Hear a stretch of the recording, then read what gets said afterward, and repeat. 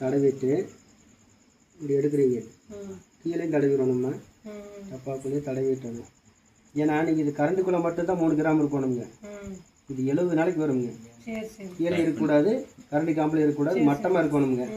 நல்லா வாயில் வச்சு நல்லா சப்பி சாப்பிடணும். சரிங்களா? அப்படி அள்ளி சாப்பிட்டீங்கன்னா 5 கிராம் போயிடும், 25 நாளைக்கு தான் வரும். அது வேஸ்ட்டு. அது சொல்லுங்கள். நாக்கு அடியில் வாயில் வச்சுக்கோங்க. அப்படியே போய் அப்போ முழுக்க வேண்டாம், அப்படியே அப்படியே உமிழ்நீர் எச்சி ஊறுங்க. அந்த எச்சி ஊற அப்படி அப்படியே கொஞ்சம் கொஞ்சமாக முளைக்குங்க. அப்படியே முழுங்க வேண்டாம். இது இன்னைக்கு மட்டும் 1 ஸ்பூனுமா, காலையில் 1/2 ஸ்பூனு, சாயந்தரம் 6 மணிக்கு 1/2 ஸ்பூனு. அப்படியே அப்போ ஒரே முட்டை கொடுக்கறது 2ஆக பிரித்து கொடுத்து நல்லா வேலை செய்யும். அது பார்த்து சாப்பாட்டுக்கு அப்புறமா சாப்பாட்டுக்கு முன்னாடி இப்போ காலையில் வந்து வெறும் வயித்துல கொடுத்துருங்க, சாயந்தரம் ஒரு 6 மணிக்கு கொடுங்க. சாப்பிட்டு அப்புறம் 2 மணி நேரம் கேப் ஆயிருமா, 7 மணிக்கு சாப்பிட சொல்லு. 6 மணிக்கு கொடுத்தோம்னா 2 மணி நேரம் கேப் இருக்கு.